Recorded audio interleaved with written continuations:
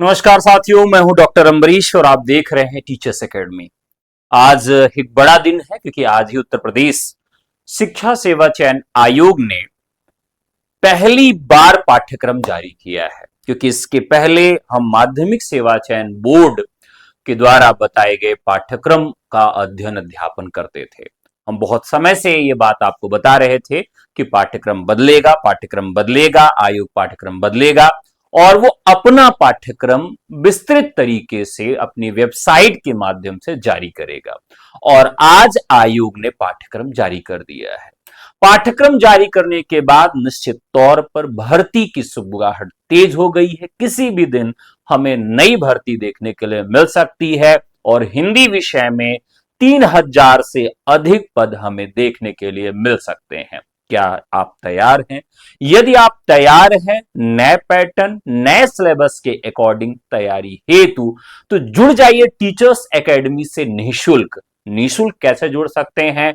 हर रविवार को full length test देने के लिए आपको पूरा 120 सवालों का मॉडल पेपर हमारे टेलीग्राम पर निःशुल्क दिया जाएगा।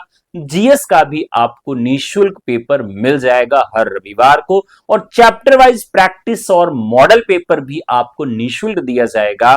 ये सब आप हमारे टेलीग्राम से जुड़ के ले सकते हैं। तो चलिए शुरुआत करते हैं अपनी टीजीटी पीजीटी तैयारी की जर्नी की और जुड़ते हैं निःशुल्क टेलीग्राम से। यदि आप हमसे जुड़ के तैयारी करना चाहते हैं तो आप व्हाट्सएप करके भी हमसे जुड़ सकते हैं। हमारा नंबर क्या होगा? नंबर होगा 96 98 95 92 37। तो इस नंबर पे आप हमसे जुड़कर भी तैयारी कर सकते हैं। ठीक है साथियों।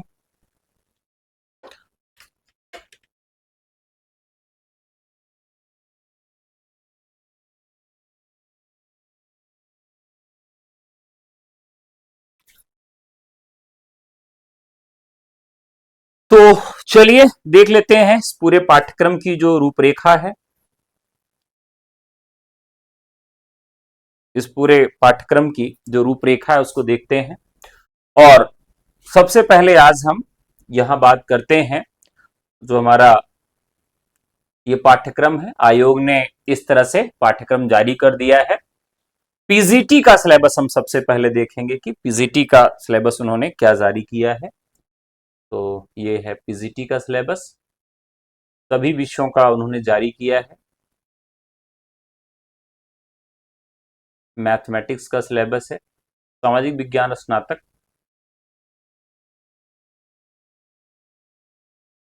अर्थशास्त्र का सिलेबस है, प्रशिक्षित स्नातक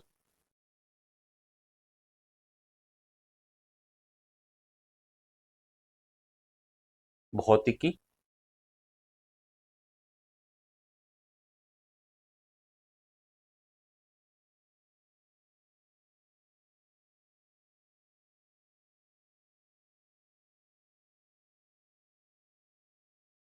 ये रहा हिंदी का सिलेबस। तो एक बार हम सिलेबस को थोड़ा सा जूम कर देते हैं और जिससे और थोड़ा सा डार्कनेस भी बढ़ा देते हैं जिससे हमारे सभी साथियों को ये दिख भी सके। ठीक है, तो थोड़ा सा मैं इसका डार्कनेस बढ़ा देता हूं जिससे हमारे सभी भाइयों को दिख सके।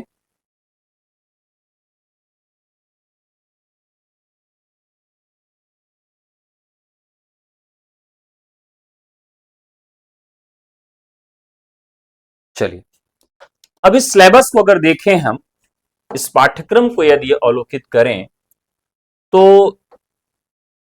ये आयोग का ऑफिशियल सिलेबस है, पाठ्यक्रम है। प्रशिक्षित स्नातक टीजीटी हिंदी का ये पाठ्यक्रम है और इसमें इन्होंने क्या क्या चीजें रखी हैं। हिंदी साहित्य का इतिहास, जो सबसे पहला चैप्टर इन्होंने निर्धारित किया है वो क्या है? हिंदी साहित्य का इतिहास है। आदिकाल, भक्तिकाल। आदिकाल का क्लासिफिकेशन इन्होंने नहीं किया है, लेकिन भक्तिकाल का इन्होंने क्लासिफिकेशन किया है, उसका विभाजन किया है कि हम भक्तिकाल में क्या क्या चीजें पढ़ेंगे और भक्तिकाल में किन किन चीजों से सवाल जुड़कर बनेगा। तो भक्ति काल में देखिए तो संत काव्य, सूफी काव्य, राम काव्य, कृष्ण काव्य, इसमें उन्होंने क्लियर कर दिया है कि हम किस पर ज्यादा फोकस रहेंगे। संत, सूफी, राम, कृष्ण, यानी जो चारों हो जाती हैं, दो शाखाओं में विभक्त होकर उनसे सवाल रहेंगे। रीति काल का उन्होंने क्लासिफिकेशन नहीं किया, तो जिसका क्लासिफिकेशन नहीं किया है उसको बहुत डीप में नहीं पढ़ना है, लेकिन जिसका क्लासिफिकेशन कर दिया है, जिसका विभाजनीकरण कर दिया है, उसको हमें डीप में जाके पढ़ना होगा। यानी संत, सूफी, राम और कृष्ण, इसको अच्छे से पढ़ना है। रीतिकाल, रीतिकाल से सवाल कम पूछे जाते हैं, तो रीतिबद्ध, रीति सिद्ध, रीति मुक्त, और उसमें भी हम ये देखेंगे कि कितने ऐसे हैं जो सर्वांग निरूपक हैं, रचनाएं रचनाकार, और कौन से ऐसे हैं जो छंद निरूपक हैं, अलंकार निरूपक हैं, रस निरूपक हैं। ठीक है, इस तरह से तो रचनाकार के दृष्टिकोण से रीतिकाल आपका महत्वपूर्ण हो जाता है। आधुनिक काल, देखिए आधुनिक काल में इन्होंने क्लासिफिकेशन फिर से कर दिया है, तो देखिएगा कि जहां पर भी इन्होंने विभाजन किया है वह आपका महत्वपूर्ण हो जाएगा। अगर विभाजन कहीं नहीं किया है तो समझिएगा कि वो बहुत डीप में नहीं पूछना चाहते हैं। तो आप यहां देखिए आधुनिक काल उन्होंने रखा है, तो आधुनिक काल में क्या क्या पूछ रहे हैं आपसे, भारतीय युग, द्विवेदी युग, छायावाद, प्रगतिवाद, प्रयोगवाद और नई कविता। अब आप देखिए, चाहे नई कविता की बात करिए, तो नई कविता में अब जितनी भी कविता किसकी स्थितियां हो जाती हैं, बीट जनरेशन कविता, ये जितनी समता मूलक कविता, सनातनी सूर्योदयी कविता, बीट जनरेशन, बीट पीढ़ी कविता, भूखी पीढ़ी कविता, अब आप देखते होंगे तो उसमें केवल सूचनात्मक जानकारी पूछी जाती है, क्योंकि इसमें इन्होंने पूरा उसको डेप्थ में जाने के लिए हमें नहीं दिया है। अगर हमें बहुत डेप्थ में जाके इन सभी धाराओं को पढ़ना होता तो वो ऐसे इसको अलग करके, जैसे किसको दिए, संत काव्य, सूफी काव्य, राम काव्य, यानी भक्ति काल अकेले लिख सकते थे ये, लेकिन इन्होंने अलग से इसको खोल दिया कि भैया इसको भी अच्छे से पढ़ लेना। इसी तरीके से आप देखिए कि आधुनिक काल, रीति काल को उन्होंने नहीं खोला, तो उसको हमको बहुत गहराई में जाके नहीं पढ़ना है। आधुनिक काल को उन्होंने खोल दिया भैया कि आधुनिक काल में हमें ये सारी चीजें पढ़नी है, भारतीय, द्विवेदी, छायावाद, प्रगति, प्रयोगवाद।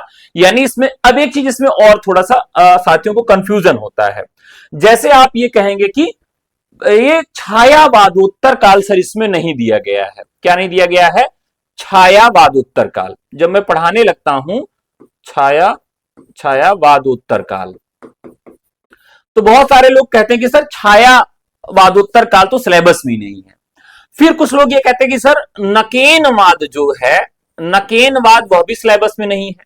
और कुछ साथी यह भी उस समय कहते हैं कि सर हालावाद भी जो है वह आपके सिलेबस में, पाठ्यक्रम में है ही नहीं, तो आप इसको क्यों पढ़ा रहे हैं?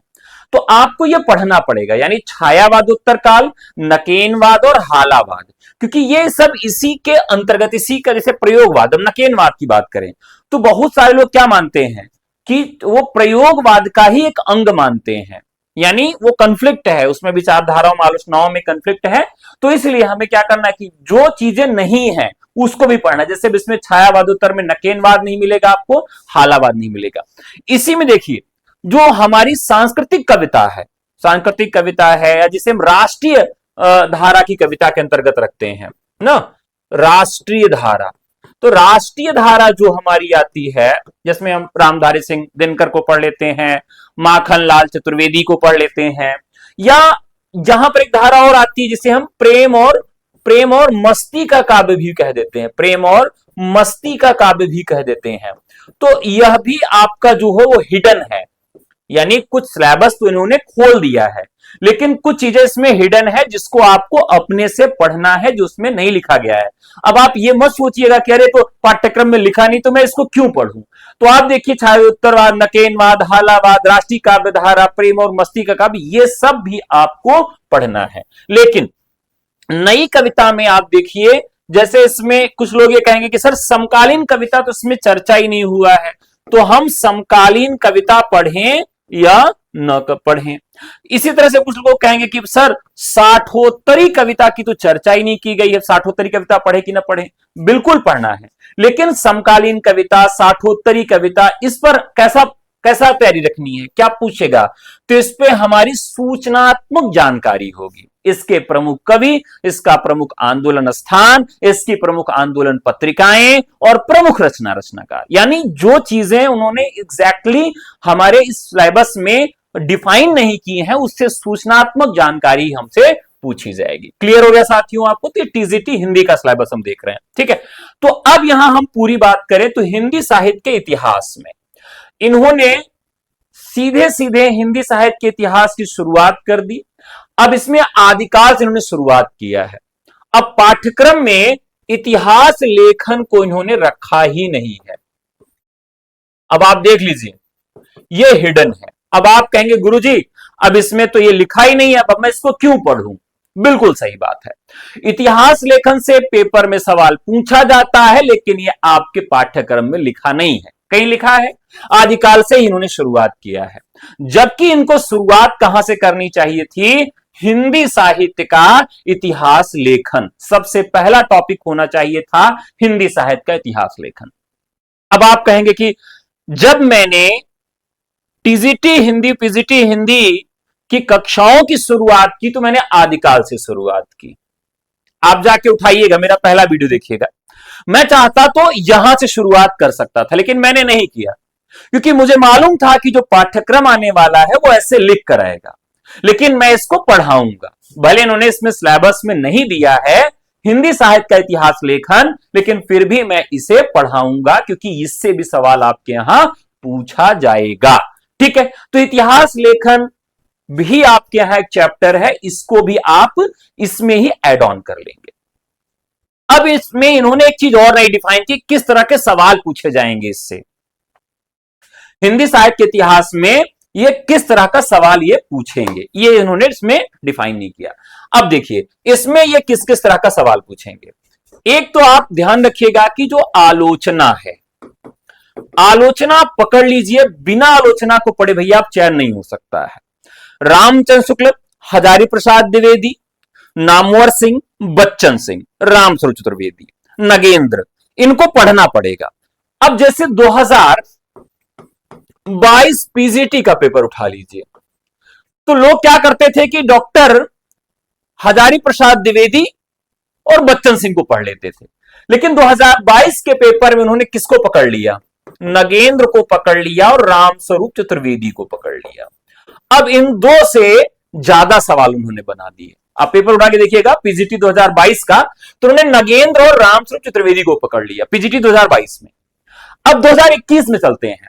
2021 में उन्होंने क्या किया कि बच्चन सिंह को पकड़ लिया। किसको पकड़ लिया भैया? बच्चन सिंह को पकड़ लिया।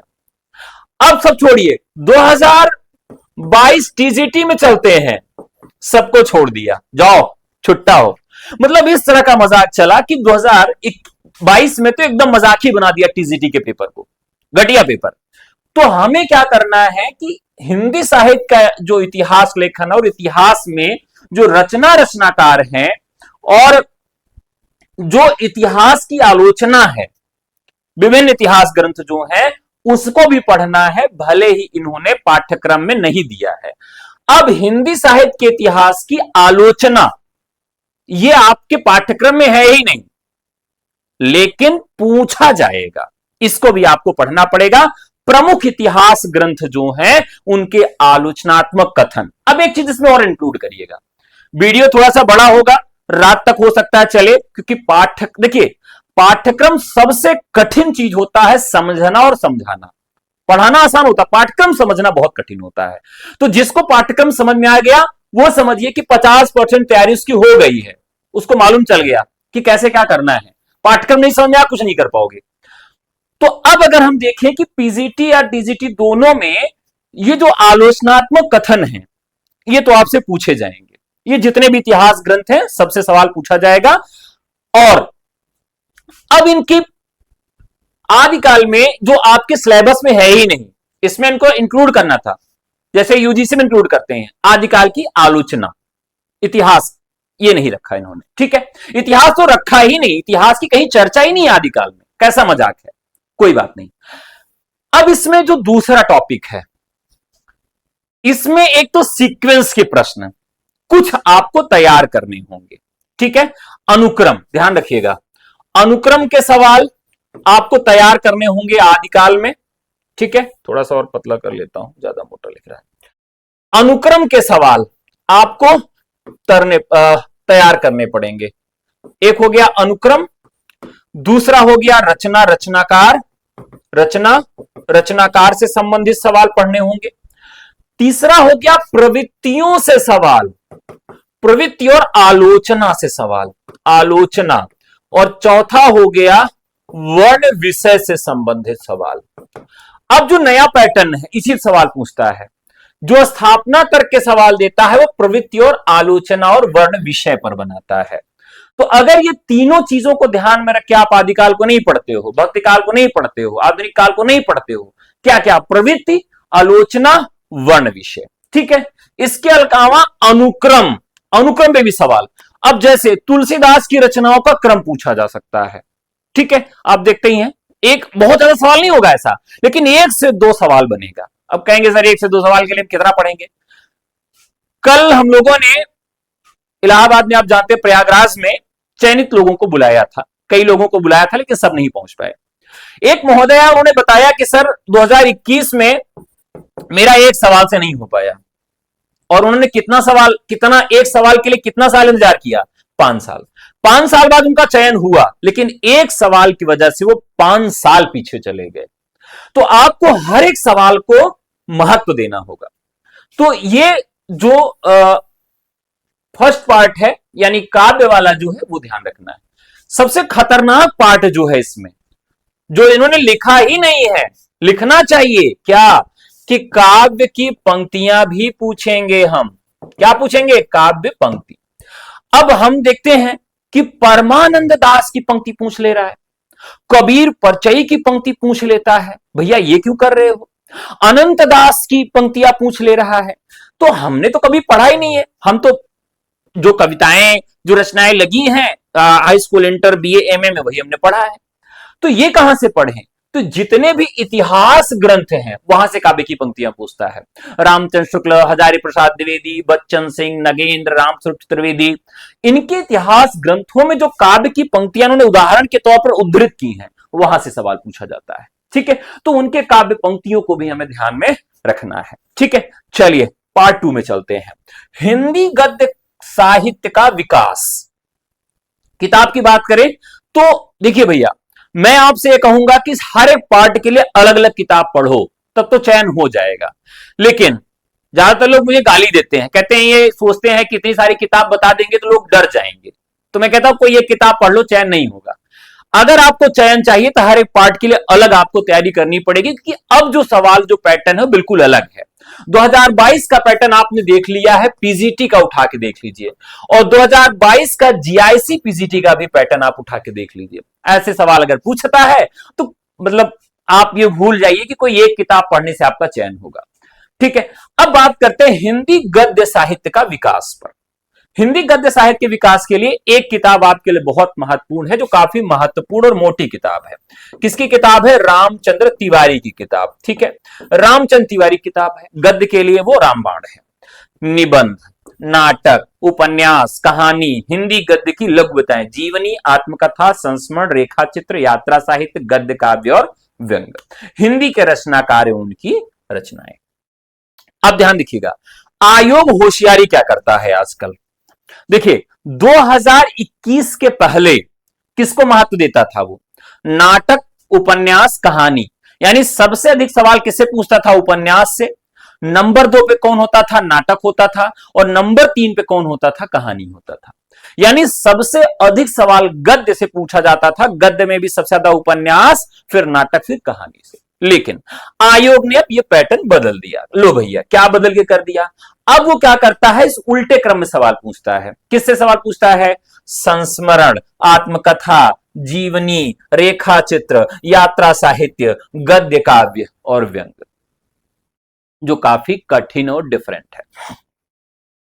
एक और मजेदार बात देखिए, इसमें एक चीज इसमें और नहीं रखा है, सिलेबस में वो रखा ही नहीं है।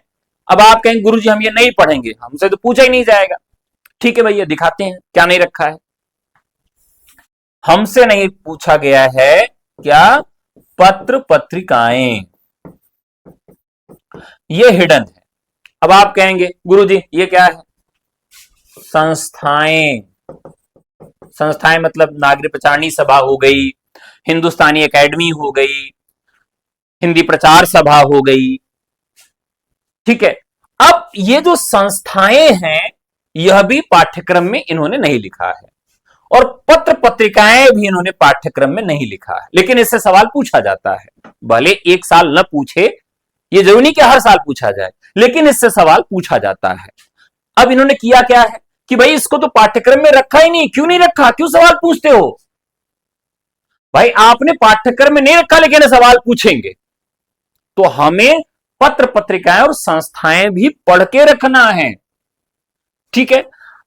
पुरस्कार, पुरस्कार ये भी पूछ लेते हैं महोदय। अब इसके लिए क्या दिक्कत है? तो ये कहते हैं कि हम मान लीजिए आप यहां पर भारतेंदु पढ़ रहे हो, तो भारतेंदु की पत्रिका तो पढ़ते हो ना कि भारतेंदु ने कौन कौन सी पत्रिका निकाली थी। हमारा उद्देश्य वो से है, वहां से है, हम इस भारतेंदु युग से संबंधित सारी चीजों को पूछ ले रहे हैं, भले हमने अलग से पत्र पत्रिकाएं नहीं लिखा है। तो आपको पत्र पत्रिकाएं भी पढ़नी है और संस्थाएं भी पढ़नी है और पुरस्कार भी पढ़ना पड़ेगा, ये आप याद रखिएगा। पुरस्कार आपको क्यों पढ़ना है? तो पुरस्कार से संबंधित एक बहुत कठिन बात आपसे पूछी जाती है। वो कौन सी बात है भैया? तो जितनी भी पुरस्कृत रचनाएं हैं उनकी विधा पूछी जाती है। जैसे टोकरी में दिगंत एक रचना है ना, पुरस्कृत विधा है। क्या है? टोकरी में दिगंत, या तुमड़ी के शब्द। क्या है? तुमड़ी के शब्द। यह एक रचना और है। नाटक जारी है, नाटक जारी है। आप पेपर में उठा के देखो साथियों, ये ज्यादातर सवाल ऐसे हैं कि यहां से पूछा जाता है कि किस विधा की रचना है। अब आप सोचेंगे यार हर बार यही पूछा जाता है, क्यों ऐसा है? क्योंकि ये जो सवाल है ये सारी पुरस्कृत रचनाएं हैं, और पुरस्कृत रचनाओं की विधा पूछी जाती है, और जो विधा अन्य गद्य विधा के अंतर्गत आती है वो और भी महत्वपूर्ण हो जाती है। तो ध्यान रखिएगा कि जैसे जितनी भी रचनाएं पुरस्कृत हैं और अन्य गद्य विधाओं के अंतर्गत आती हैं उनकी विधा आपसे पूछी जाएगी, और यह सबसे खतरनाक सवाल होता है। यानी जीवनी, आत्मकथा, संस्मरण, रेखा चित्र, यात्रा साहित्य, गद्य काव्य और व्यंग्य, ये जितने भी पुरस्कृत कृतियां हैं इसमें उनकी विधा आपसे पूछी जाएगी, और यह सवाल गलत हो जाता है। आपको यह तो याद रहता है, जैसे एक पत्नी के नोट्स, एक पति के नोट्स। अब ये किस विधा की रचना है? ये तो आपको याद है कि किसकी रचना, लेकिन विधा आपसे भूल जाती है, और आयोग यही आपसे पूछता है जब उसको पेपर का पैटर्न कठिन करना होता है। ठीक है। आपके लिए सफलता बैच शुरू किया गया है जिसमें आदिकाल चल रहा है। अभी भी अगर आप जुड़ के हमसे तैयारी करना चाहते हैं तो जिस तरह से बता रहा हूं, जिस पैटर्न से पेपर बनता है, जिस तरह से परीक्षा में सवाल आते हैं, उस पैटर्न से तैयारी हो रही है। आप हमें व्हाट्सएप करके जुड़ सकते हैं। नंबर क्या है? 9628959237। और चीजें आपको क्लास में याद कराऊंगा। सबसे समस्या क्या होती है, हिंदी को पढ़ते लिखा तो सब देते हैं लेकिन याद नहीं होती चीजें। मैं गारंटी लेता हूं कि क्लास में याद कराऊंगा, ये हमारी जिम्मेदारी है। तो आप अगर हमसे जुड़ना चाहें तो इस नंबर पर व्हाट्सएप कर सकते हैं। आगे बात करते हैं। अब देखिए काव्य के भेद, यानी अब आ गए हम काव्य शास्त्र पर। काव्य काव्य के भेद में इन्होंने क्या क्या पूछा है भाई, देख लेते हैं। चलो भैया, तो काव्य के भेद यानी काव्य के भेद जो है यह क्या है? काव्य शास्त्र वाला पोर्शन है। इसमें इन्होंने रस के अवयव पूछ लिया। अब रस का अवयव पूछकर इन्होंने पूरी चर्चा किसकी कर दी? रस सिद्धांत की चर्चा कर दी है। अब आप देखें तो रस सिद्धांत आपको नहीं पढ़ना है, काव्य शास्त्र में रस सिद्धांत नहीं पढ़ना है, लेकिन बिना रस सिद्धांत को पढ़े हुए आप रस के अवयव को नहीं समझ सकते हैं। और ये सवाल भी किससे पूछते हैं? रस के सिद्धांत से पूछते हैं। क्या लिखकर? रस के अवयव। अब रस के अवयव में 4 चीजें पढ़ लेंगे, विभाव, अनुभाव, संचारी भाव, बस हो गया। लेकिन जब तक हम रस सिद्धांत नहीं पढ़ेंगे भरत मुनि का, तब तक रस के अवयव नहीं पढ़ पाएंगे। अब इन्होंने क्या किया है, रस का सिद्धांत पूछेंगे, लेकिन रस का अवयव इन्होंने पाठ्यक्रम में लिखा है। भेद, छंद, अलंकार, शब्दालंकार, अर्थालंकार। भैया मुझे लगता है कि सबसे कठिन चीज जो इन्होंने पाठ्यक्रम में रखी है वो ये रखी है। क्या क्या रखा है? छंद, अलंकार और शब्दालंकार, अर्थालंकार। इन्होंने भैया लिखा ही नहीं है कि कौन सा अलंकार पूछेंगे। तदगुण पूछेंगे, मीलित पूछेंगे, निमीलित पूछेंगे, यानी जो आप अलंकार का नाम नहीं सुने हो वही अलंकार का नाम ये पूछ लेते हैं। ठीक है, जैसे पूछ लेंगे कि भाई मीलित अलंकार कौन सा है, निमीलित अलंकार का कौन सा है, काव्य गुण अलंकार कौन सा। तो ये छोटे छोटे जो अलंकार हैं, जो बहुत नवीन अलंकार हैं या जो चर्चा में कम रहते हैं, उनसे भी सवाल पूछ लेते हैं। तो ये बड़ी चुनौती इन्होंने हमारे सामने रख दिया है कि इन्होंने आइडेंटिफाई नहीं किया है, क्लासिफिकेशन नहीं किया है, ये नहीं बताया है कि कौन कौन से अलंकार हमसे पूछे जाएंगे, चर्चा ही नहीं की इन्होंने। तो भैया हमें सभी अलंकार पढ़ना पड़ेगा, बहुत सारे हैं, शब्दालंकार और अर्थालंकार। अब बात करते हैं काव्य गुण की, यानी काव्य की परिभाषा। अब इन्होंने काव्य अच्छा एक चीज इसमें इस बार इन्होंने हटा दिया है, एक बार इन्होंने इस बार इस चीज को हटा दिया है। क्या हटा दिया है? जो काव्य किसे कहते हैं ना, काव्य की परिभाषा, काव्य की परिभाषा जो थी वो हटा दिया है इस बार सिलेबस से। ठीक है, तो हम काव्य किसे कहते हैं? संस्कृत, हिंदी और अंग्रेजी तीनों में जो काव्य की परिभाषा थी इस बार उन्होंने सिलेबस से हटा दिया है। आप देख सकते हैं कि इन्होंने इसमें नहीं रखा है, देखते हैं हो सकता आगे रखा ही हो। लेकिन रस के अवयव दिए हैं, भेद, छंद, अलंकार दिए, शब्दार्थ, काव्य गुण दिए हैं, काव्य दोष दिए हैं, हिंदी की बोलियां दे दी हैं।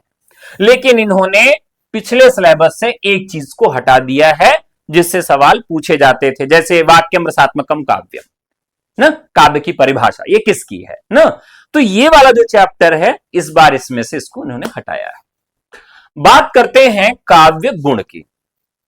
काव्य गुण किसने कितना माना है ना, मम्मट ने कितना माना है और भरत मुनि ने कितना माना, यानी सबके काव्य गुण कितने हैं और सबके काव्य दोष कितने हैं, ये इंपॉर्टेंट चैप्टर है, ये आपका रखा गया है। हिंदी की बोलियां, भाषाएं, हिंदी की शब्द संपदा, हिंदी की बोलियां और भाषाएं। अब देखिए सबसे खतरनाक टॉपिक है ये।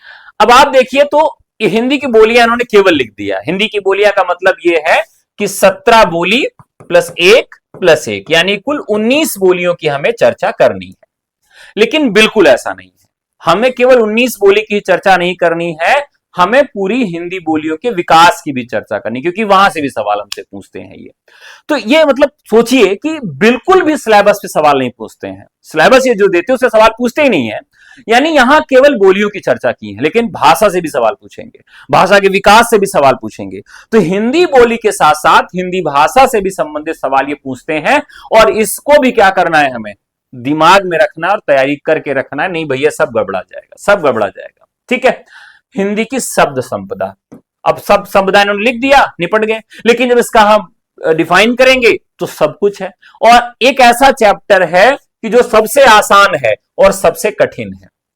जीआईसी पीजीटी का जब आप पेपर हिंदी का देने गए तब आपको पहली बार लगा होगा कुछ लोगों को कि अरे यार मुहावरा, तत्सम, तद्भव, विलोम, अब ये सब भी पढ़ना पड़ेगा। नहीं तो ये तो नॉर्मली था हिंदी साहित्य के विद्यार्थियों के लिए, इसको सबसे अंत में या कम पढ़ते थे।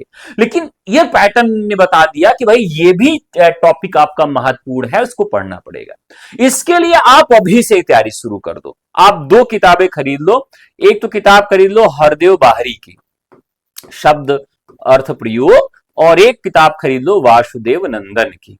ये 2 किताब आप खरीद लो, और इसमें से केवल शब्द संपदा वाला जो पार्ट है वो आप देख लीजिए। ठीक है, हिंदी की ध्वनियां, हिंदी की ध्वनियां, हिंदी की ध्वनियां जो है यह भी आपसे सवाल बहुत अच्छे से पूछे जाते हैं, ये भी सवाल गलत करवाता है। देवनागरी लिपि, देवनागरी लिपि में क्या है कि इससे हम प्रयोजन मूलक हिंदी वाला जो पार्ट है, क्या है, प्रयोजन मूलक हिंदी का जो पार्ट है वह भी इसमें ये कवर करवाते हैं हिंदी की लिपियों से। ठीक है, मानकीकरण, विकास, विशेषताएं, त्रुटियां, सुधार के प्रयत्न। तो एक तो इसमें प्रयोजन मूलक हिंदी को ये ऐड कर देते हैं, और दूसरा इसी के माध्यम से राजभाषा आयोग को भी ऐड कर देते हैं। अब आप देखिए कि राजभाषा आयोग कहीं है पढ़ना, हमें कहीं सिलेबस में इन्होंने लिखा है, नहीं लिखा है, लेकिन राजभाषा आयोग जो है वो हमसे ये पूछेंगे, क्यों पूछेंगे, देवनागरी लिपि के बहाने। अब आप केवल देवनागरी लिपि अगर पढ़ लेंगे, राजभाषा आयोग नहीं पढ़ के जाएंगे, तब क्या करेंगे, ये आपको फंसा देंगे, क्योंकि राजभाषा आयोग से संबंधित देवनागरी लिपि। तो जो चीजें इसमें हिडन है वो भी आपको पढ़नी है, क्योंकि इन्होंने केवल देवनागरी लिपि की बात की है, लेकिन आपसे सवाल राजभाषा आयोग से भी पूछा जाएगा। ठीक है, यानी राजभाषा आयोग की किस सिफारिश के तहत, किस मंत्रिमंडल की सिफारिश के तहत, किस बैठक के तहत ये सुधार किए गए, और कौन से सुधार किस बैठक में नहीं माने गए ना। अब जैसे मान लीजिए आ की 12 खड़ी है, क्या है, आ की 12 खड़ी है, और ये सावरकर बंधुओं ने कहा कि भैया ऐसा है कि हम आ की 12 खड़ी का प्रयोग करेंगे। गांधी जी ने कहा कैसे करेंगे, कहे कि अरे अपने पेपरवा में छपवा दीजिए। तो उनका हरिजन सेवक पत्र था, उसी में आ की 12 खड़ी सावरकर बंधुओं ने छपवा दिया। अब लेकिन इसको किस समिति, किस संस्था, किस आयोग ने स्वीकार नहीं किया, अस्वीकृत कर दिया। ये तो मान लीजिए देवनागरी लिपि के सुधार के प्रयत्न थे ये, लेकिन किसने किया, ये जब तक आप राजभाषा आयोग नहीं पढ़ेंगे, उससे संबंधित संस्थाओं को नहीं पढ़ेंगे, आप नहीं जानेंगे। तो राजभाषा आयोग को भी इसमें इंक्लूड करके हमें पढ़ना पड़ेगा, और हमारे पास कोई रास्ता नहीं है।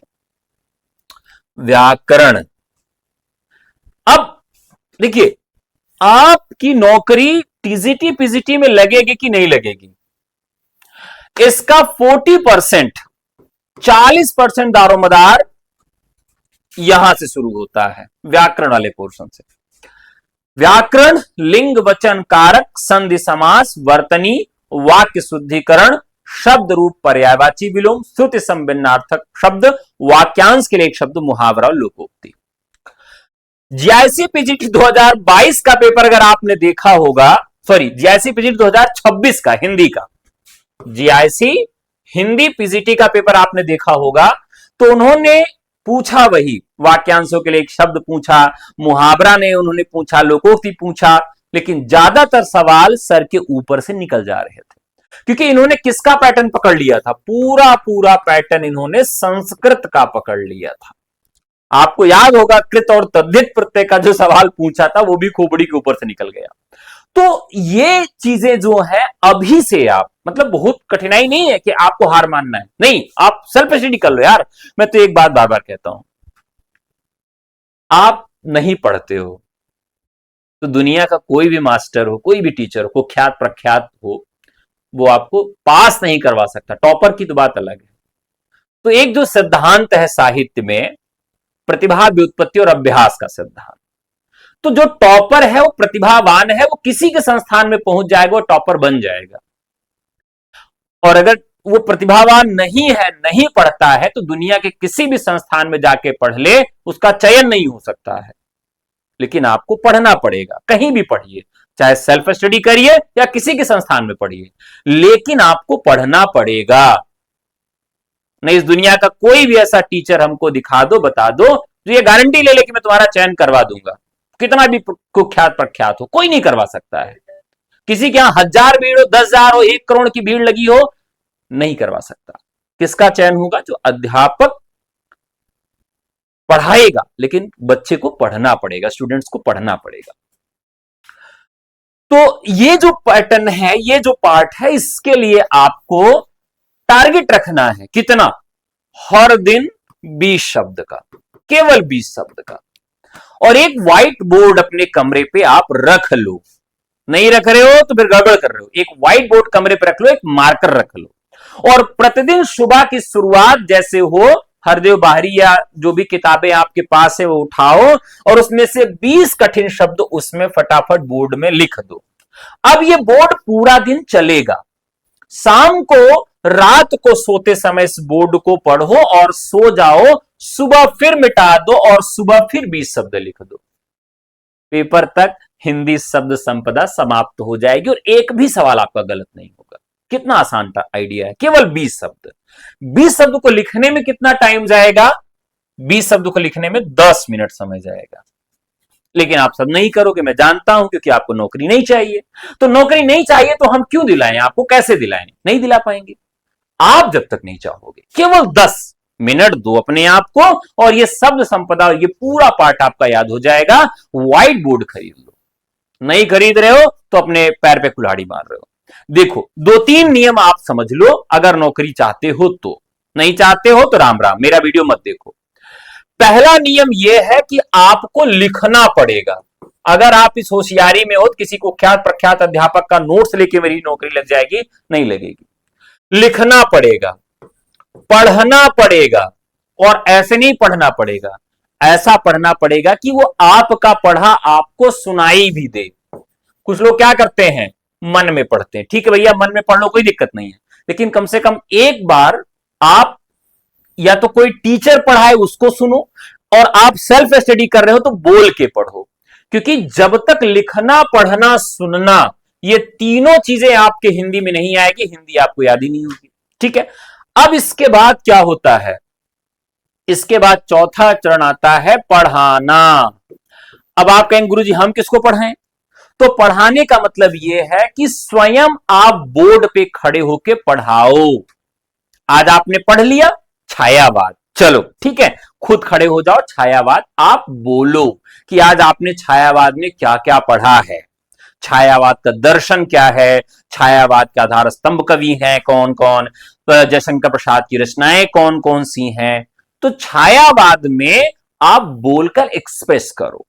तो ये 4 चीजें जो कर लेगा, अब आप स्वयं को नहीं पढ़ा पा रहे हो, ठीक है, आप मोबाइल फोन में अपनी ही आवाज को रिकॉर्ड कर लो, देख कर बोल लो, कुछ नहीं करना है, छायावाद देखो और सभी रचनाओं को देखकर बोलकर रिकॉर्ड कर लो। अब ये जो वॉइस नोट है, टेक्नोलॉजी बदल गई है, अब आपको 2 तरह का नोट्स बनाना पड़ेगा। कौन सा नोट्स? एक वॉइस नोट, आपको खुद का अपना एक वॉइस नोट्स बनाना पड़ेगा, और एक हैंड रिटन नोट्स बनाना पड़ेगा। यानी एक वॉइस नोट और एक रिटन नोट्स आपको बनाना पड़ेगा। रिटन नोट आप पढ़ेंगे और वॉइस नोट अपना ही तब सुनेंगे जब आपके पास समय नहीं होगा। कैसे? ट्रैवलिंग करते समय, वॉशरूम में आजकल सब लोग मोबाइल फोन लेके जाते हो, तो वॉशरूम में रील मत देखो, ठीक है, वॉशरूम में अपना ही वॉइस नोट सुनो। गाड़ी में यात्रा कर रहे हो 4 व्हीलर में, मीका सिंह के गाने मत सुनो, अपना ही वॉइस नोट उस गाड़ी में चला लो, वो सुनो। 3 महीने तक पागल हो जाओ पढ़ाई में, 24 घंटे आपको पढ़ाई पढ़ाई पढ़ाई ही याद आए, नजर आए, दिखे, इतना पागलपन, इतना जुनून। जैसे एक लड़की के लिए एक लड़का पागल होता है, एक लड़की एक लड़के के लिए पागल होती है, वो जुनून, वो प्यार ला दो अपनी इस नौकरी के लिए, यार निकल जाएगा। जैसे वो लगता है ना कि यार 1 मिनट के लिए, बस एक बार, एक गाना था झलक दिखला जा, तो सोचता है ना कि झलक किस तरह से दिखला जा, तो एक बार झलक के लिए मरता रहता है पागल आशिक। वैसे आप हिंदी के लिए जिस दिन पागल हो जाओगे, आशिक बन जाओगे इसको, उसके दिसंबर में आपका रिजल्ट में नाम होगा। पागलपन ला दो अपने अंदर, पागल हो जाओ, एकदम पागलपन ला दो। अब इसके बाद आता है संस्कृत साहित्य। संस्कृत साहित्य में प्रमुख रचनाकार उनकी रचनाएं, लेकिन इन्होंने रचनाकार पर ही चर्चा की है, झूठ बोल रहे हैं। ये आपसे उनकी कृतित्व पूछेंगे और उनकी सामान्य जानकारी भी पूछेंगे, यानी इनका जीवन वृत्त भी पूछते हैं। क्यों झूठ बोलते हो यार, जब पूछना कृतित्व और व्यक्तित्व और जीवन वृत्त है, और केवल पाठ्यक्रम में लिख रहे हो क्या कि रचनाकार और उनकी रचनाएं, क्यों झूठ बोलते हो? ये आपसे भास के माता पिता का नाम भी पूछेंगे, उनकी पत्नी कालिदास की पत्नी का भी नाम पूछेंगे, ये आपसे भवभूति के माता पिता का नाम पूछेंगे, उनके बाबा का भी नाम पूछेंगे।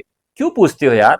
लिखे तो हो ये केवल रचना रचनाकार पूछोगे? नहीं, तो कृतित्व जीवन वृत्त भी आपसे पूछेंगे, केवल रचना रचनाकार तक बात सीमित नहीं रहेगी। ठीक है, और रचना रचनाकार तो आपने लिख के बात खत्म कर दी, लेकिन उन रचनाओं की जो विशेष तथ्य है उससे भी संबंधित सवाल आपसे पूछे जाएंगे।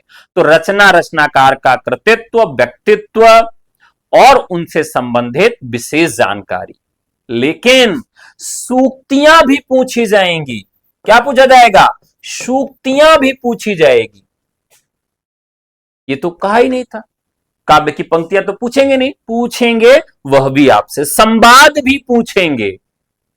तो भैया संस्कृत वाला जो पार्ट है वह स्तर थोड़ा सा बढ़ा के पूछेंगे। संधि, स्वर संधि। अब देखिए, एक चीज आप बिल्कुल समझ लीजिए, संस्कृत व्याकरण पूछेगा बढ़िया से। संस्कृत व्याकरण का एक नियम है कि संस्कृत व्याकरण के सूत्र गाली देने के काम में आते हैं।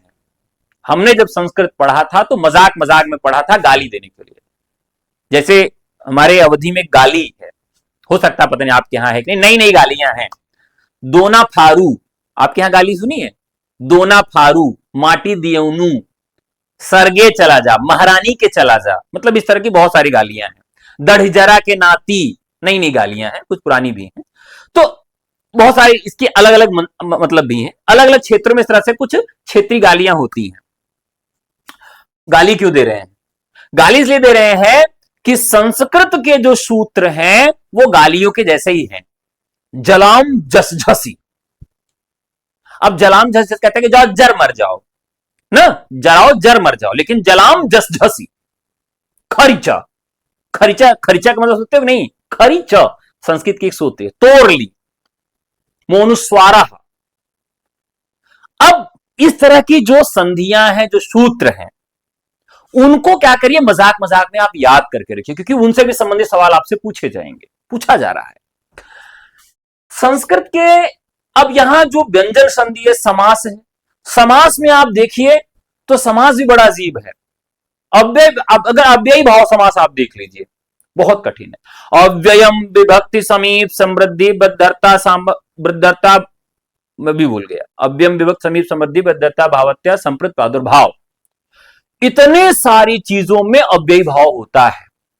यानी वृद्धि समृद्धि अगर कहीं पर हो रही है तो वहां पर भी अव्ययी भाव समास है, वृद्धि हो रही है वहां पर भी है। अब ये देखिए, तो ये क्या करता है कि कई बार ये संस्कृत के नियमों वाले समास को हिंदी मिला के पूछ लेता है ना। तो हमें दोनों तरह के अपवाद से संबंधित व्याकरण और अपवाद से संबंधित संस्कृत व्याकरण और हिंदी व्याकरण दोनों को मिलाकर पढ़ना होगा। ठीक है, शब्द रूप और धातु रूप। अरे यार बता देते, क्या हो जाता कि कौन कौन सा शब्द रूप धातु रूप पूछोगे, नहीं बताया ना, कहीं से भी पूछ लेगा। कारक प्रयोग बहुत महत्वपूर्ण है, और अनुवाद। तो ये जो इन्होंने पाठ्यक्रम रखा है, यह आपका पाठ्यक्रम किसका है? टीजीटी का।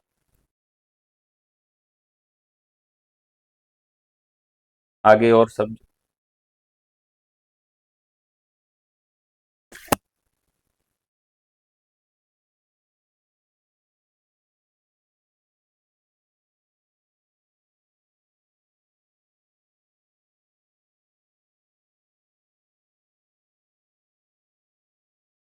अब हम पीजीटी वाला सिलेबस एक बार देख लेते हैं।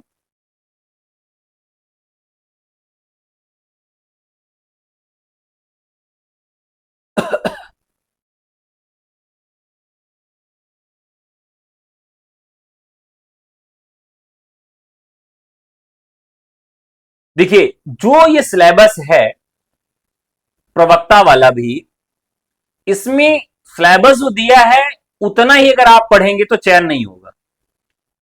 इस सिलेबस को, इस पाठ्यक्रम को जब तक आप डिफाइन नहीं करेंगे तब तक काम नहीं बनेगा। अब ये हिंदी वाला पाठ्यक्रम है, इसको भी देख लेते हैं। पीजीटी हिंदी का पाठ्यक्रम,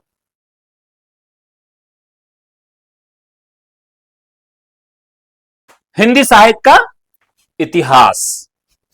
अब देखिए इन्होंने इसको इसमें डिफाइन कर दिया है। टीजीटी में ये आपके डिफाइन नहीं है।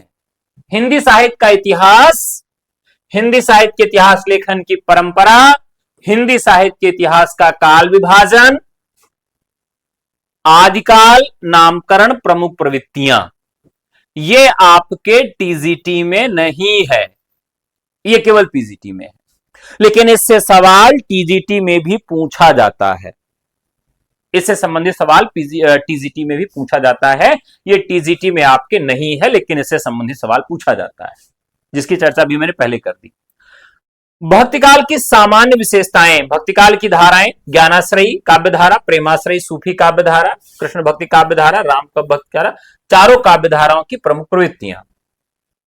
यहां प्रवृत्तियां इन्होंने लिख दी हैं, लेकिन ये आदिकाल, ये आपके जो सवाल हैं वो टीजीटी में भी इस तरह के सवाल पूछे जाते हैं।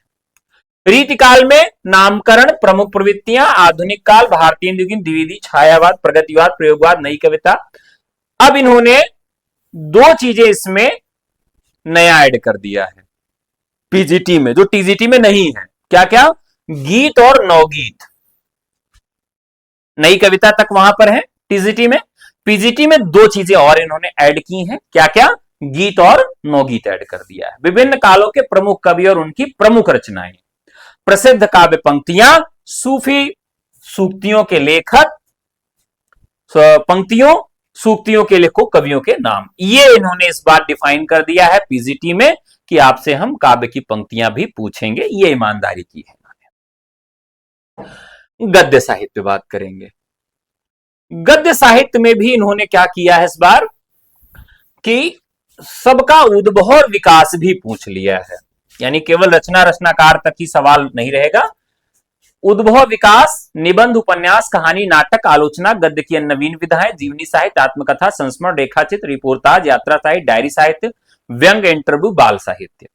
अब इसमें टीजीटी से एक चीज अलग कर दिया है। वो क्या क्या अलग किया है? तो रिपोर्टाज है, यात्रा साहित्य, डायरी साहित्य। डायरी टीजीटी में नहीं है, और इंटरव्यू उसमें नहीं है, और बाल साहित्य नहीं है। ये तीन चीजें अन्य गद्य विधा में पीजीटी में ऐड कर दिया है। और जो टीजीटी में नहीं है वो पीजीटी में है पत्रकारिता। तो ये नया चैप्टर ऐड किया गया, ध्यान रखिएगा, ये नया चैप्टर ऐड किया गया है। अभी तक पीजीटी में, यूपी पीजीटी के सिलेबस में ये नहीं था। अब इन्हें क्या है? प्रमुख हिंदी पत्र पत्रिकाएं, प्रकाशन स्थान, प्रकाशन वर्ष और उनके प्रमुख संपादकों के नाम, ये इस बार नया ऐड किया है।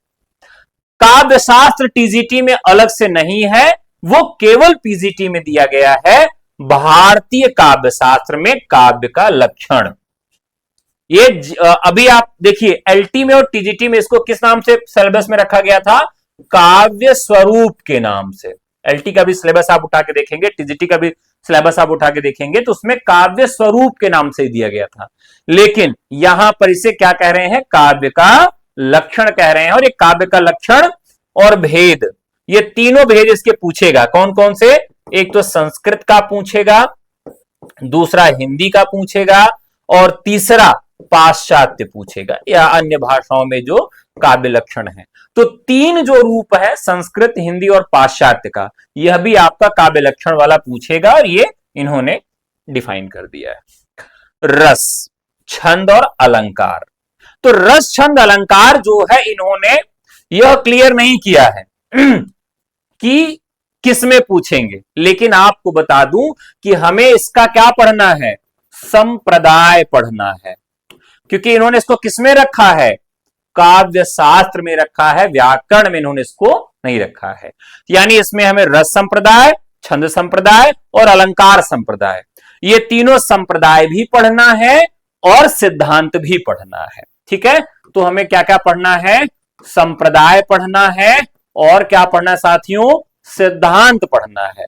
और हिंदी व्याकरण का जो उदाहरण है, हिंदी व्याकरण का जो लक्षण उदाहरण है, वह भी हमें इसका पढ़ना है। यानी अगर इसे हम और थोड़ा सा खोल के डिफाइन करके पढ़ें तो रस, छंद, अलंकार का संप्रदाय भी पढ़ना है, सिद्धांत भी पढ़ना है, और उसका लक्षण और उदाहरण भी पढ़ना है। अब बात करते हैं काव्य गुण की। तो काव्य गुण आपके टीजीटी में भी है और काव्य दोष भी आपके टीजीटी में भी है। इस बार पीजीटी में एक चीज और ही आपको ऐड किया गया है, शब्द शक्ति। शब्द शक्ति आपके टीजीटी में नहीं है, शब्द शक्ति आपके टीजीटी में नहीं है, शब्द शक्ति केवल आपके पीजीटी में ही मिल रहा है। क्लियर है? अब बात करते हैं भाषा विज्ञान की। भाषा विज्ञान ध्यान रखिएगा कि टीजीटी में केवल बोलियां ही आपकी और ध्वनियां ही रखा गया है, बोलियां, ध्वनियां और शब्द संपदा। पीजीटी में दो चीजें और ऐड की गई हैं, हिंदी की उपभाषाएं। हिंदी की उपभाषाएं, तो उस पे भी उपभाषाएं कौन सी हो जाएगी, जैसे पूर्वी की चर्चा करेगा, ये पश्चिमी की चर्चा करेगा, राजस्थानी, पहाड़ी, बिहारी की चर्चा करेगा, तो ये भी इसमें ऐड किया गया, हिंदी की उपभाषाएं, विभाषाएं और बोली और ध्वनि जो है और हिंदी के शब्द संपदा, वो टीजीटी में भी था, यहां पर भी आपसे पूछेगा। ठीक है, आगे बढ़ते हैं। हिंदी व्याकरण।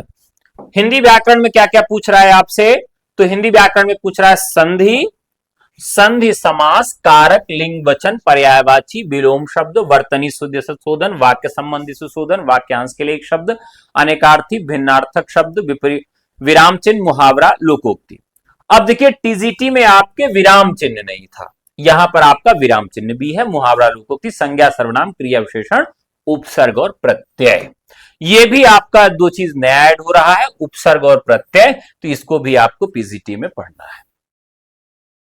संस्कृत साहित्य के प्रमुख रचनाकारों के नाम, उनकी प्रमुख कृतियां, कालिदास, भवभूति, भारवी, माघ, बाण, श्रीहर्ष, दंडी, मम्मट, भरत, विश्वनाथ, राजशेखर तथा जयदेव। तो टीजीटी में ये जो संस्कृत साहित्य वाला पार्ट है वो थोड़ा सा कम है, यहां श्रीहर्ष, दंडी, मम्मट, भरत मुनि, विश्वनाथ, राजशेखर, जयदेव, ये आपके एक्स्ट्रा हैं, यहां पर वहां पर कम ही लोगों को पढ़ना है। संस्कृत व्याकरण में संधि, स्वर संधि, व्यंजन संधि, विसर्ग संधि, समास, उपसर्ग, प्रत्यय, तो यहां पर उपसर्ग और प्रत्यय जो है आपको संस्कृत में भी पढ़ना है, जो आपका टीजीटी में नहीं था। विराम चिन्ह, परसर्ग पहचान, शब्द रूप, आत्मने। अब शब्द रूप इसमें पीजीटी में डिफाइन कर दिया भाई कि क्या क्या हमसे पूछना है, आत्मने, जगत, सरित, बालक, हरि, अस्मत्, युष्मत्। और धातु रूप में स्था, पा, गम, पठ, हस धातु, ये परस्मैरी रूप में होगा। काल आपसे पूछेगा, ये आपके टीजीटी में संस्कृत में काल भी नहीं है। हिंदी वाक्यों के संस्कृत अनुवाद भी आपसे पूछेगा या नहीं।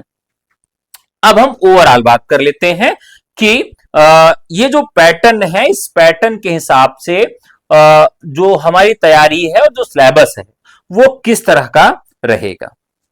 तो देखिए, अगर ये हूबहू सिलेबस पूछ लेता है तो टीजीटी का जो सिलेबस है वो आपके लिए काफी आसान होगा, लेकिन टीजीटी के अलावा जो हम पीजीटी की बात करते हैं तो पीजीटी का जो सिलेबस है वो कठिन है।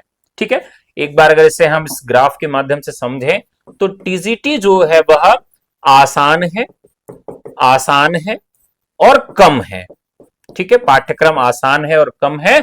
और पीजीटी की बात करें तो यह कठिन है, कठिन है और ज्यादा है। लेकिन हम अगर आयोग के इतिहास को ध्यान में रख के समझें तो यह बिल्कुल भी क्लियर नहीं होता है कि कब पेपर इसका आसान पूछा जाएगा, कब कठिन पूछा जाएगा। टीजीटी पीजीटी 2021 की बात करें तो 2021 में टीजीटी का पेपर कठिन आया था और पीजीटी का आसान आया था। ठीक है, अब हम 2022 की बात करें, 2022 में यही टीजीटी आपका आसान आ गया और ये पीजीटी जो हो गया वो कठिन आ गया। अब सोचिए, मुझे यह लगता है कि ये जो पेपर बनाने वाले लोग हैं या तो ये भांग खा के पेपर बनाते हैं या तो किसी गाइड से पेपर बना देते हैं, एआई से पेपर बना देते हैं, इसलिए इनको खुद भी नहीं मालूम होता कि पेपर कैसा बनेगा और सिलेबस में है क्या और क्या नहीं है। तो इन सारी चुनौतियों को ध्यान में रखते हुए हमें जो तैयारी करनी है वो डीप लेवल पर और आसान से कठिन की ओर तैयारी करनी है। ठीक है, हमें क्या तैयारी करनी है साथियों, आसान से कठिन की ओर हमें तैयारी करनी है। ठीक है, अब देखिए पैटर्न की बात करते हैं।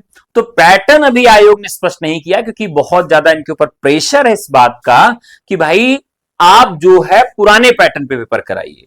तो इन्होंने क्या कहा है कि हम 120 सवाल पूछेंगे 3 नंबर के, ठीक है, यानी 360 अंक हो गया। पीजीटी में इन्होंने कह दिया कि हम 4 मानी 40 इसमें साक्षात्कार करवा के 400 अंकों का हम पीजीटी का पेपर करवा देंगे। टीजीटी के लिए उन्होंने कहा कि ठीक है, इसमें भी 120 सवाल पूछेंगे, 3 अंकों का पूछेंगे और 360 अंक आपका मेरिट हो जाएगा। पुरानी में क्या था कि इसमें अधिमानी अर्हता को लेकर एमएड है, बीएड है, इन सब का अंक दिया जाता था पीएचडी का, लेकिन इस बार अधिमानी अर्हता को उन्होंने समाप्त कर दिया, कोई वेटेज नहीं। अब ये 360 अंकों का पेपर होगा, ये 400 अंकों का होगा। लेकिन आयोग ने अपने नए पैटर्न में जो खुलासा किया, अभी जब हमारी टीम सचिव जी से मिलने गई थी, उस सचिव जी से, तो उन्होंने ये बताया कि हम जो पेपर अब बना रहे हैं वो 90-30 का बना रहे हैं, और 90 जो होगा आपका सब्जेक्ट होगा और ये आपका जीएस होगा, यानी 120 सवाल पूछे जाएंगे और ये 120 मिनट का होगा। 120 मिनट में 120 सवाल पूछे जाएंगे और माइनस मार्किंग जो होगी 1/3 की हो जाएगी, ये उन्होंने अभी कहा। लेकिन जैसे ये बात बाहर आई, इसका विरोध होने लगा। अब इसी वजह से आज जीएस का जो सिलेबस है वो जारी नहीं किया गया, ना ही पैटर्न जारी किया गया। लेकिन आयोग और गवर्नमेंट की जो मंशा है वो यही है कि हम इसको लागू करें। अब हमारा यानी अभ्यर्थियों का कितना दबाव उनके ऊपर जाता है, उससे निर्धारित तो होगा कि भाई करंट जीएस और माइनस मार्किंग लागू होगी या नहीं लागू होगी। लागू हो जाएगी तो ये पैटर्न रहेगा, नहीं तो ये वाला पैटर्न आपका लागू होगा। ऐसे सवाल आपसे पूछे जाएंगे, ठीक है। तो हमें जो तैयारी करनी है वो कठिन और आसान दोनों पैटर्न पे करनी है। नोट्स भी बनाना है, याद भी करना है। सबसे महत्वपूर्ण क्या है? प्रैक्टिस।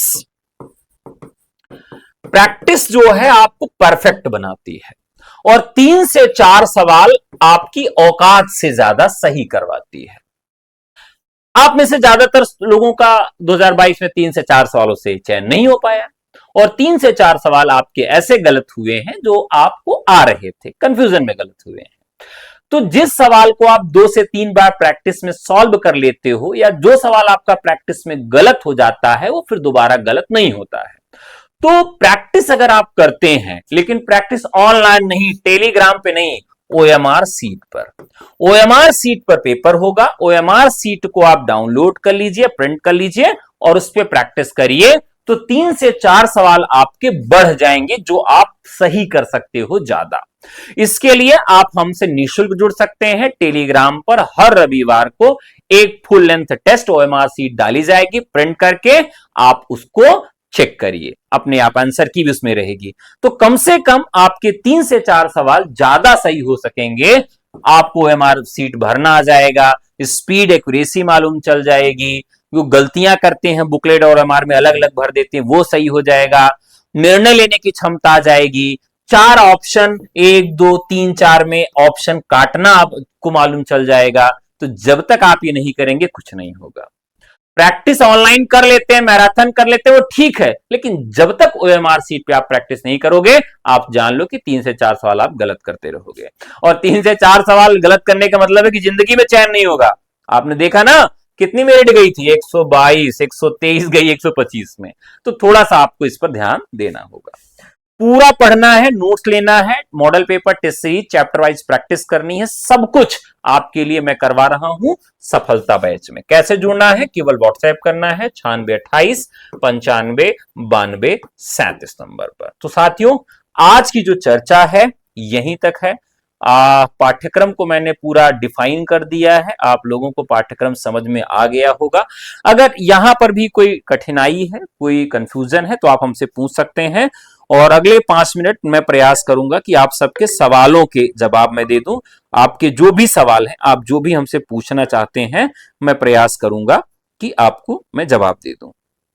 अब ये जो पेपर होगा, आप ये जान लीजिए कि 120 दिन का ही आपको अधिकतम समय मिलेगा, इससे ज्यादा का समय नहीं मिलेगा। और गवर्नमेंट का ये प्रयास है, आयोग का ये प्रयास है कि दिसंबर तक आपको रिजल्ट दे दिया जाए। क्या दे दिया जाए? दिसंबर तक आपको रिजल्ट दे दिया जाए। इसलिए आयोग उसी पर काम कर रहा है। ठीक है। बीए में हिंदी है, 12th में संस्कृत है, क्या एलिजिबल हूं? जी हां, 2 साल हिंदी है तो धूमधाम से आप तैयारी कर सकते हो, कोई आपको रोकने वाला नहीं है। ठीक है, फीस कम कर दीजिए। फीस देखिए, थोड़ा बहुत फीस में अगर आप कमी चाहते हैं या हमारे पुराने स्टूडेंट हैं तो फीस में हम कमी कर देंगे, लेकिन बहुत मेहनत करनी है, बाय गॉड बहुत मेहनत करनी है। और फीस में हम कमी कर देंगे, लेकिन उतना ही कर पाएंगे जितने में हमारा भी संस्थान चल सके। ठीक है, बाकी अगर कोई विधवा है तो उसके लिए भाई हम निःशुल्क पढ़ाते हैं, कोई फीस नहीं लगती है। कोई विधवा है, अगर कोई विकलांग है और 50% से अधिक उसकी विकलांगता है, कोई तलाकशुदा महिला है तो उसके लिए भी निःशुल्क शिक्षा की व्यवस्था हम करते हैं। बस आप हमें टीचर्स एकेडमी फाउंडेशन @gmail.com पर मेल कर देते हैं अपने डॉक्यूमेंट्स, हमारी एनजीओ वेरीफाई कर लेती है, फिर वो उसकी फीस जमा कर देती है और आपको निःशुल्क शिक्षा मिलने लगती है। ठीक है सर, क्या पीजीटी में इंटरव्यू होगा? हाँ, ये जो पैटर्न है मैंने आपको बताया कि 40 अंकों का, जो 50 अंकों का पहले इंटरव्यू था वो 40 अंकों का कर दिया गया। ठीक है, आरु आचार्य जी, आपके चरणों में कोटि प्रणव, आशीर्वाद आकांक्षा, कृपया आशीर्वाद। देखिए, मेरा आशीर्वाद है आपके साथ संघर्ष करना, आपके साथ लगे रहना, पढ़ाना, वो मैं करता रहूंगा और ईश्वर से प्रार्थना करूंगा कि आपका चयन हो। सर, सिलेबस में जीएस क्यों नहीं डाला गया है? मैंने आपको बता दिया क्या वो है। गुड नाइट, हम भी जा रहे हैं सोने।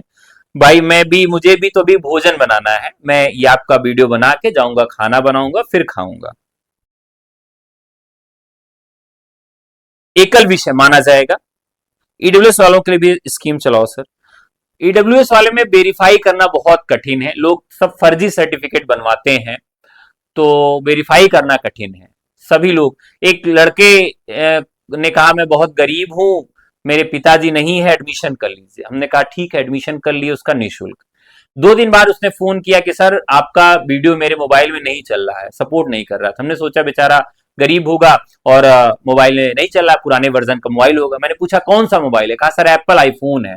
हमने कहा अरे तुमने तो कहा तुम्हारे पिताजी नहीं है। तो कहा नहीं, पिताजी नहीं है लेकिन माताजी और इंटर कॉलेज में प्रधानाचार्य हैं। तो ऐसे भी लोग बैठे हुए हैं, तो मैं क्या ही कह सकता हूं। देखिए, हिंदी 3 साल माने नहीं है, मैं इसको बार बार आपसे कह रहा हूं कि 2 साल अगर आपका स्नातक में हिंदी है, केवल 2 साल, तो आप एलिजिबल हैं, धूमधाम से फॉर्म भरिए। मैं आपके साथ खड़ा हूं, 2 साल वाले एलिजिबल हैं। ठीक है,